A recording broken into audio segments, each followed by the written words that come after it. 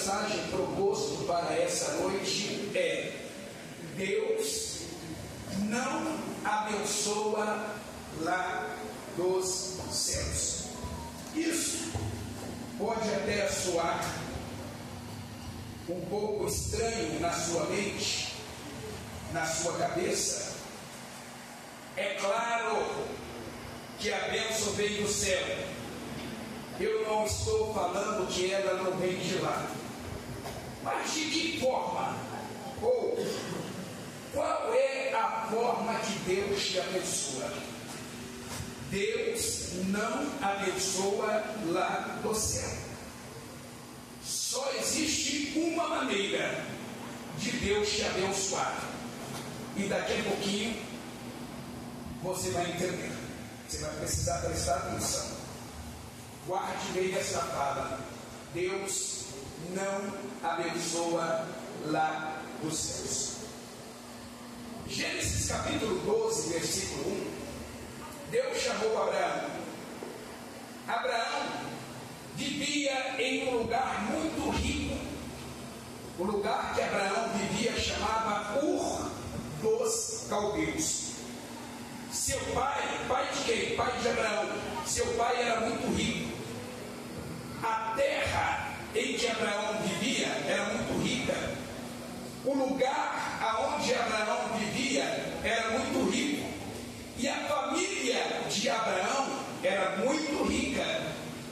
Deus aparece para Abraão e diz: sai da tua terra e te abençoarei. Preste atenção. Abraão morava no lugar mais rico da terra, mas não era abençoado.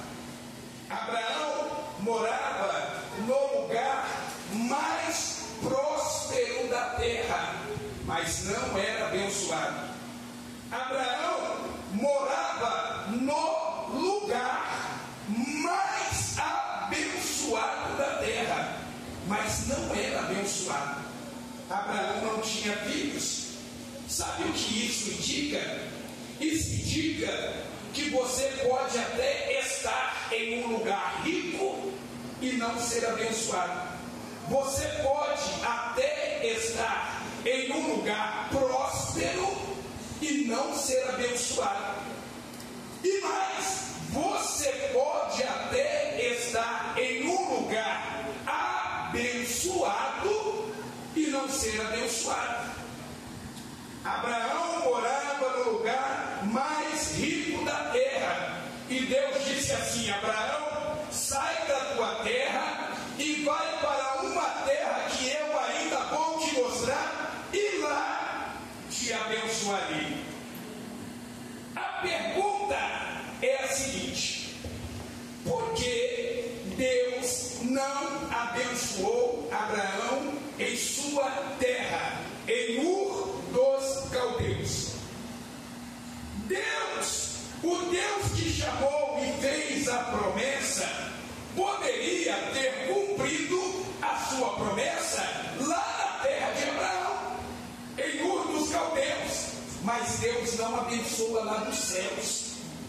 Daqui a pouquinho você vai entender. Presta atenção. A bênção não é algo que a terra te dá. A bênção não é algo que o lugar te dá. A bênção não é algo que os céus te dá. A bênção não é algo que o altar te dá. Só existe uma maneira de Deus te abençoar. Gênesis capítulo 12, versículo 7. Abraão chega em Canaã. E para surpresa de Abraão, quando ele bota o pé em Canaã, ele descobre que a terra era amaldiçoada. E pior, havia fome na terra. E Deus olhou para Abraão e disse: eu vou dar essa terra para a sua descendência. Mas Deus não abençoa Abraão naquele lugar. Mesmo Abraão levantando um altar, Deus não abençoa Abraão. E ainda diz: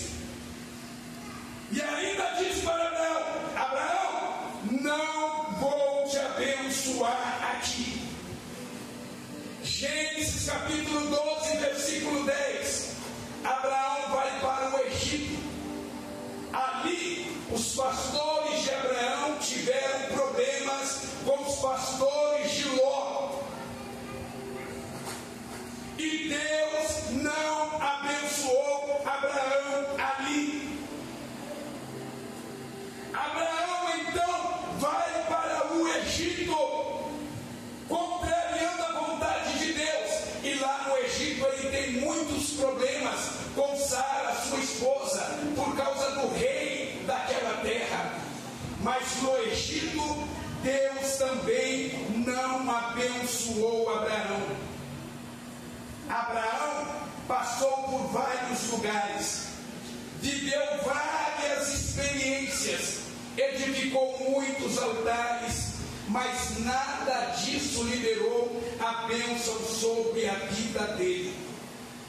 Talvez você tenha altar, igreja, lugares e experiências, mas acredite, nada disso libera a bênção de Deus sobre a sua vida. E nessas andanças de Abraão, em acordo com Sara, sua mulher, ele deitou com a sua escrava e teve um filho com ela. Deixa eu fazer uma observação aqui. Com duas mulheres, Abraão teve muitos problemas. E aqui vai uma palavra para os homens: cuidado para não ter duas mulheres, porque dá B.O. Deu problema na vida de Abraão e dá problema na vida de todos quantos seguem por esse caminho. Abraão então volta para Canaã. Presta atenção. Se tem promessa, se Deus aparece, se tem altar, logo alguém pensa, está abençoado. Não. Quando ele volta para onde Deus o mandou, ele fica sabendo que o seu sobrinho Ló tinha sido levado como escravo na guerra dos 4 reis contra os 5 reis. O que Abraão faz?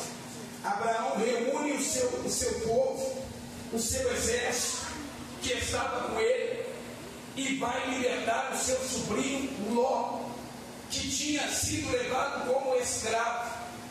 Abraão faz a guerra contra os 4 reis, que havia vencido os 5 reis, ganha a guerra e volta da guerra com os despojos. Sabe qual era o despojo que Abraão estava trazendo? O despojo de 4 reis. Abraão, em uma guerra, ganhou a riqueza de 4 reis. 4 reis. Abraão voltava da guerra com muito ouro, com muita prata, com muito dinheiro. Era a riqueza de 4 reis. Gênesis capítulo 14, versículo 18, que nós lemos: com toda essa riqueza, ele encontrou-se com Melquisedeque. Canaã era o único lugar do mundo que tinha um sacerdote, que tinha um profeta, que tinha um homem de Deus. E eu repito, Deus não abençoa lá dos céus. Naquele encontro com Melquisedeque, depois de Abraão passar pelo Egito, por Negueb e por vários outros lugares, e não receber a bênção de Deus, quando ele encontra com Melquisedeque, no encontro, Abraão e Melquisedeque, Melquisedeque pega vinho e pão e dá para Abraão. Naquele momento, Abraão entrega o dízimo da riqueza de 4 reis que ele havia tomado, entrega para Melquisedeque. Melquisedeque olha para ele e diz assim: bendito seja Abraão pelo Deus Altíssimo, que possui os céus e a terra. Bendito o Deus Altíssimo, que te livrou das mãos dos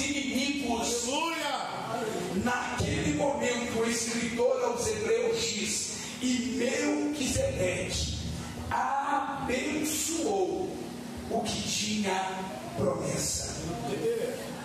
Coloca aí, ô Henrique, Deus não abençoou na Mesopotâmia, Deus não abençoou no Egito, Deus não abençoou em Ur dos Caldeus, Deus não abençoou em Negueb, Deus não abençoou na Mesopotâmia, Deus não abençoou no altar, Deus abençoa na boca e na mão do profeta.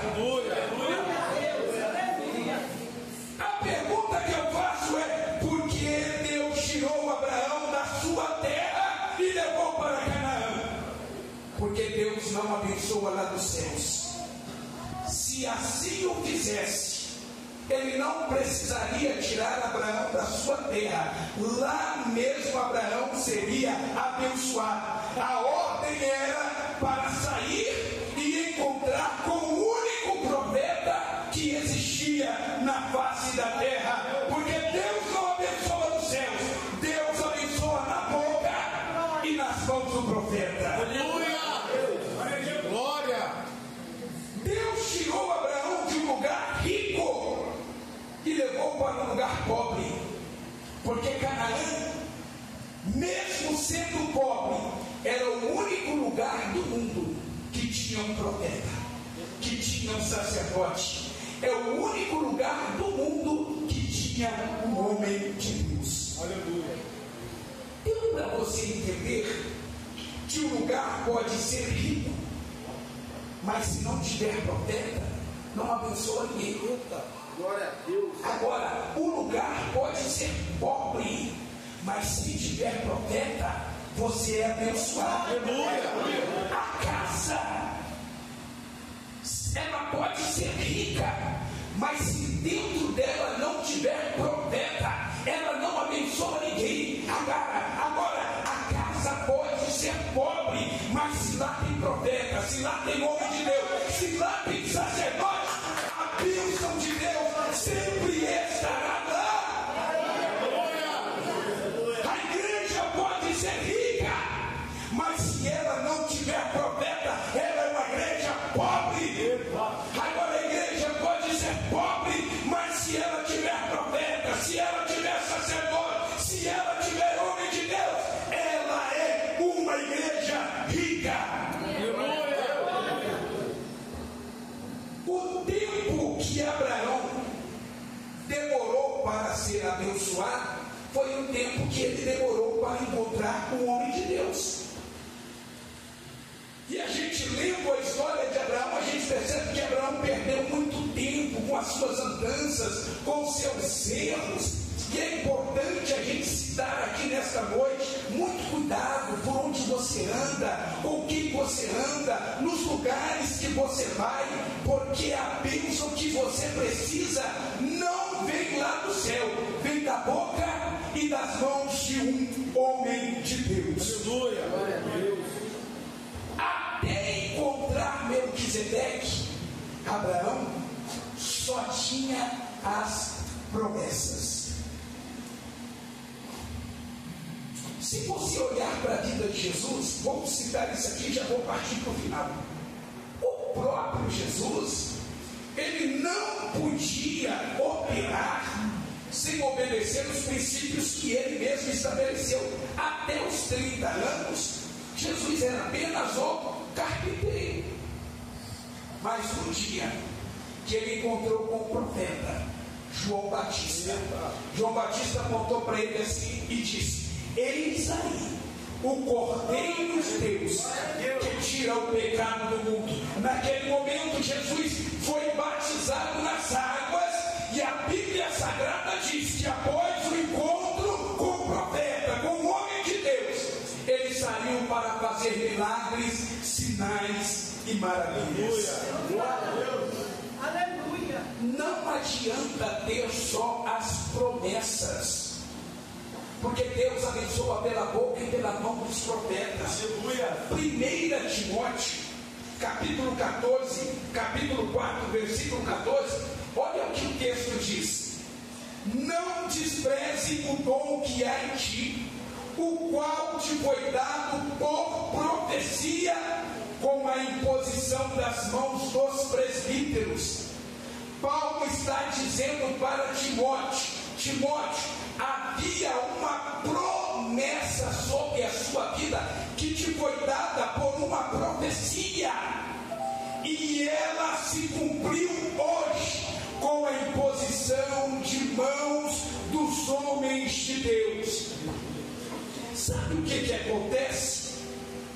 Muitas vezes o sacerdote, o profeta, o homem de Deus, ele não tem pai, não tem mãe, não tem genealogias, veste com peles de cabra, come mel e gafanhoto, não tem aparência, não tem formosura, não é catedrático, não fala bem, não se veste bem, não tem dinheiro, não tem casa boa, mas é homem de Deus. Quando você vai a um restaurante, você escolhe o garçom que você quer que sirva você.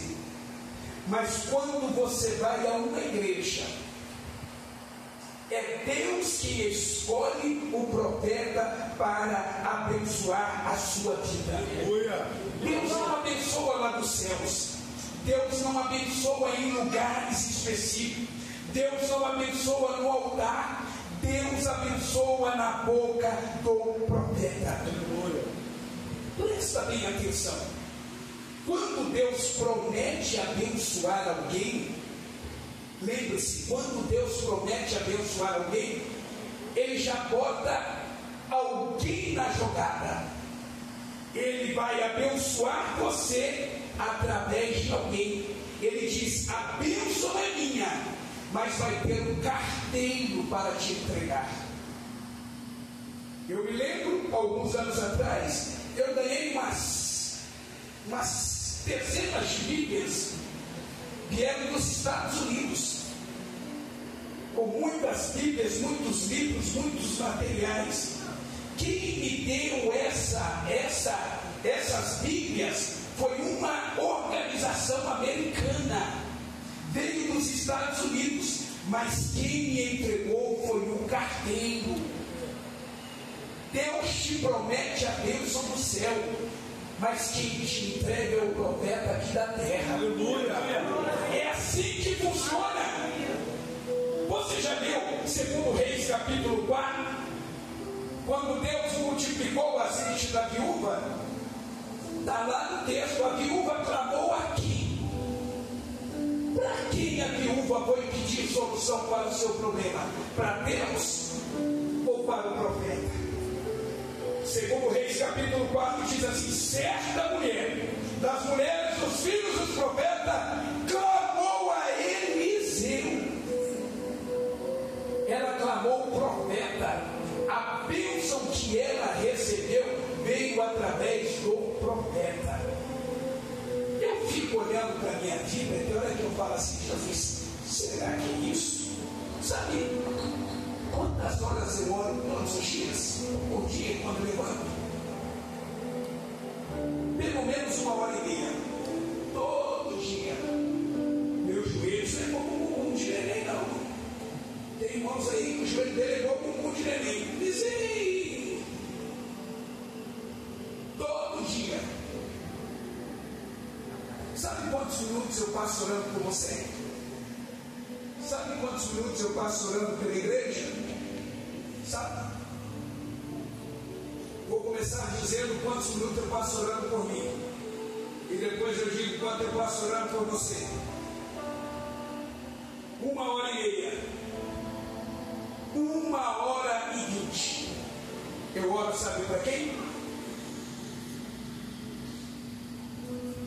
Para mim. Aí eu tinha 10 minutos para orar pelo Natan, pelo Carlinhos, pelo Pedro, pelo Aparecido, pelo Gustavo, pelo Salvo, pela Natasha, pela banda, pelas crianças, pelos adolescentes, pelos jovens, pelas irmãs, pelos irmãos, pelos obreiros. 10 minutos. que eu quero dizer para você? Não é através do joelho do profeta, é através da boca do profeta. Jesus passava a noite inteira orando, e quando ele se levantava pela manhã, que saía pelas ruas, ele não orava mais, ele só dizia: levanta e anda, em nome de Jesus. Pega a tua cama e vai para a tua casa. Vê, a tua fé te salvou. Filha, ser curada desta tua enfermidade. Quando Ezequiel estava no vale de ossos secos, Deus não disse para Ezequiel: Ezequiel, bota o joelho no chão e vai orar. Deus disse: Ezequiel, profetiza. Tudo que Deus vai fazer na sua vida passa pela minha vida primeiro.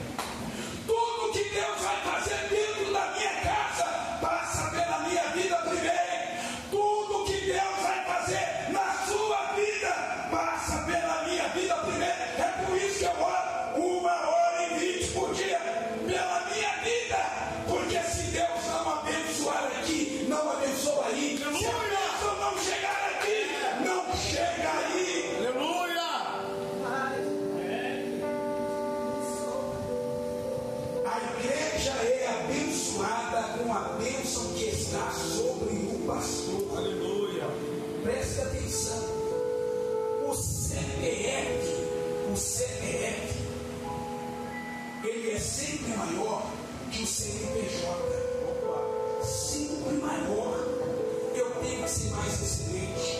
Eu tenho que orar mais. Eu tenho que pregar mais. Eu tenho que cantar mais. Eu tenho que amar mais. Eu tenho que visitar mais. Eu tenho que evangelizar mais.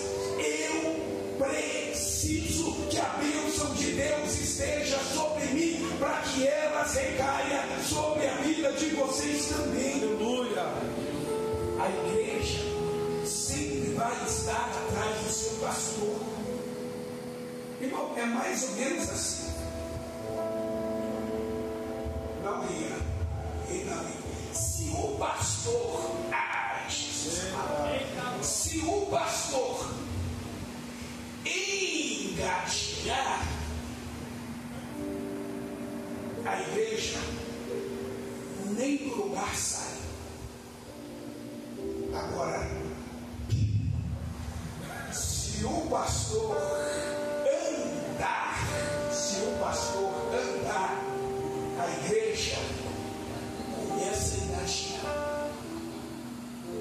Agora, se o pastor começar a correr, a igreja começa a andar.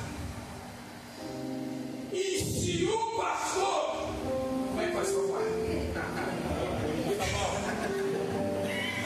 E se o pastor voar, a igreja começa a correr. Por isso aqui já vai um conselho para você: não deixe de orar pelo pastor. Peça para Deus dar asas para o pastor, porque isso diz respeito à sua vida. Isso diz respeito à sua vida. Vou terminar. Olha o que o profeta Jeremias disse: crê no Senhor Jesus e estarás seguro. Crê nos profetas e prosperareis. Para você estar seguro, você tem que crer em Deus. Para você prosperar, você tem que crer no profeta. Toda vez que você pede uma bênção para Deus, Deus não te dá uma bênção. Toda vez que você pede uma bênção para Deus, Deus te dá um profeta. Tudo que Deus vai fazer na sua vida vai sair da boca de um profeta. Tudo que Deus vai fazer na sua vida vai sair da boca de um homem de Deus. Aí eu pergunto: aonde estão os profetas? Por diabo sabe melhor que eu e você da importância dos profetas, porque sem profecia o povo se corrompe. E os demônios dizem assim: isto é besteira. É isso que os demônios dizem. Você não precisa de homens. Não ouça essa voz. Essa é a voz do diabo. Eu não sei se vocês conhecem uma nova modalidade de crentes chamados desigrejados. Essa modalidade de crente já tem aproximadamente 10 milhões de seguidores no Brasil. Essa classe de crente é aquela que diz assim: eu não preciso de igreja, eu não preciso ir à igreja, eu não preciso de pastor. Para que pastor? Sabe quem criou essa modalidade de crente? O diabo. Sabe por que ele criou? Porque ele sabe mais do que você que Deus não abençoa lá dos céus. Ele sabe que Deus abençoa na boca do profeta. Glória a Deus. O diabo conseguiu afastar 10 milhões de pessoas do lugar onde elas poderiam ser abençoadas. Quando você afasta as pessoas do profeta, do homem de Deus, você está minando a única possibilidade que essa pessoa tinha para ser abençoada. Quando você está longe do profeta, você está longe do milagre. Quando você está perto do profeta, você está perto do milagre. Quando você está longe do profeta, você está longe da bênção, mesmo tendo promessa. Mas quando você está perto do profeta, você está perto da bênção. Eu estava me lembrando do pastor Davi. Isso já tem uns 15 anos. Pastor Davi, ele ia assumir a nossa igreja como presidente lá em Queimados. O pai dele ia jubilar e ele ia assumir.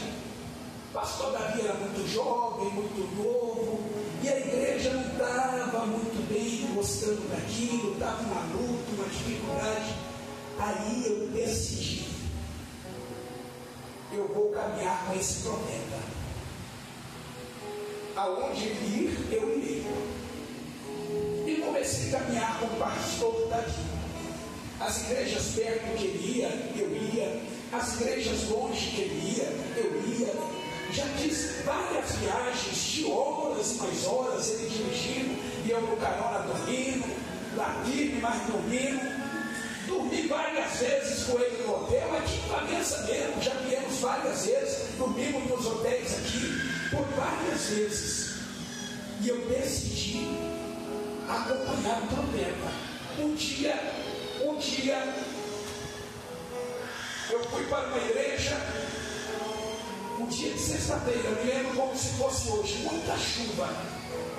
A rua ficava num lugar onde a estrada era de barro. Irmão, pensa no mingau. Ele desceu do carrão dele. Eu cheguei junto. Eu estou olhando no meu carro, ele descendo, pisando no barro, sujando o sapato todo. Eu desci do meu carro e fui atrás dele. Ele entrou no banheiro. Quando ele começou a limpar, eu disse: deixa que eu limpo. Comecei a limpar os sapatos dele, acompanhando ele até o dia que nós estávamos em Brasília. E lá em Brasília chegou a notícia que o pastor da igreja tinha falecido. Eu estava do lado dele, recebendo a ligação: pastor Zéias, pastor Getúlio faleceu, para alegria de uns e tristeza de outros. Porque tem gente que não entende a importância do profeta, fica triste quando o profeta, fica alegre quando o profeta morre. entende a importância do profeta, quando ele morre, quando ele falece, passa para a eternidade, ele fica triste, porque ele sabe e conhece a importância do profeta. Mas aonde eles estão hoje? Aonde eles estão? Bom, esse não é o caso. Ele recebendo a ligação, olhou para mim e disse assim, isso foi na sexta-feira de noite, ele disse assim, segunda-feira nós vamos para Valença, nós temos 5 igrejas em Valença, você vai ser o pastor da cidade de Valença. Andar com o profeta, acompanhar o profeta, ouvir o profeta, seguir o profeta. Pastor, me desculpa, isso é tudo besteira. Besteira? Pergunta para a viúva de Sarepta se é besteira. Quando ela estava com o filho e um punhadinho de farinha para fazer um pão, comer e morrer, pergunta para ela se é besteira. Pergunta para Abraão se é besteira. Abraão andou por todos os lados, só foi abençoar quando ele encontrou o Melquisedeque. Besteira? Pergunta para Davi, quando Samuel chegou lá e disse, você vai ser rei de Israel. Pergunta para a viúva, que estava correndo o risco de perder os seus filhos para os credores. Besteira? Pergunta para ela o que o profeta fez na vida dela. Pergunta para a viúva de Sunem, que era rica, mas não gerava, até o dia que o profeta chegou na casa dele e disse, por esse tempo eu vou voltar aqui e você terá um filho. Besteira? Pergunta para Timóteo, que tinha uma promessa, mas a promessa não se realizava até o dia que alguém botou a mão sobre a cabeça dele. Você já percebeu o quanto a palavra profética mudou a nossa igreja? Quem era a nossa igreja? E o que a nossa igreja se tornou? Palavra profética. Festividade dos varões aqui nesse altar. Subiu o pastor Cláudio, lá de Queimados, no Rio, e disse assim, pastor Zéias, eu estou sentindo que nós vamos mudar de nível. Eu peguei. E quando ele terminou, veio o pastor Cristiano e falou a mesma coisa. Deus está subindo essa igreja de nível. Eu peguei. Depois daquele dia, a história da nossa igreja mudou. Lembra? Aqui, ó. Lembra? Vocês sabem, eu vou contar aqui só, mas vocês sabem. A história dessa aliança branca que está aqui no meu dedo, que foi lançada uma palavra profética que rendeu R$4.000 no meu bolso. Palavra profética. Tem pessoas que chegam para mim e dizem assim, pastor, o que é isso? Eu tinha pensado isso hoje, e Deus usou a missionária Zenita, ninguém sabia, só eu tinha pensado hoje. Quantas pessoas entraram aqui querendo se matar e Deus usou o presbítero Natan para dizer para a pessoa, e a pessoa cair aqui aos prantos chorando. Aleluia. Esses dias uma pessoa veio aqui, presbítero José Carlos, e disse assim, sabe quando a pessoa está muito encruzilhada e não sabe para onde vai? Ela diz assim, eu preciso hoje de uma palavra. Aí Deus levantou, o presbítero José Carlos nem sabe disso. Deus levantou para mim, José Carlos foi lá e deu a palavra. Ela falou para mim, eu fui lá porque eu precisava tomar a decisão e não sabia o que fazer. Aí, irmão, fica dormindo no banco, fica cochilando de boca aberta e perde a profecia, perde o time, perde a bênção. Pastor, isso é tudo besteira. não preciso de ninguém. Pergunta para Josué. Pergunta para Josué.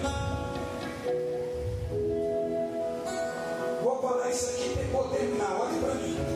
É besteira?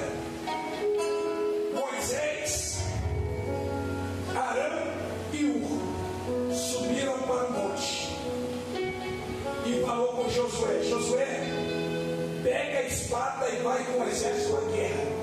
Josué, no campo de batalha, Moisés, Arão e Hur no monte. Aí lá no monte começou a acontecer um movimento estranho. Qual era o movimento? Arão e Hur olhando para Moisés e olhando para o campo. Arão e Hur perceberam que quando Moisés levantava as mãos, Josué prevalecia. Quando as mãos de Moisés abaixavam, o inimigo prevalecia.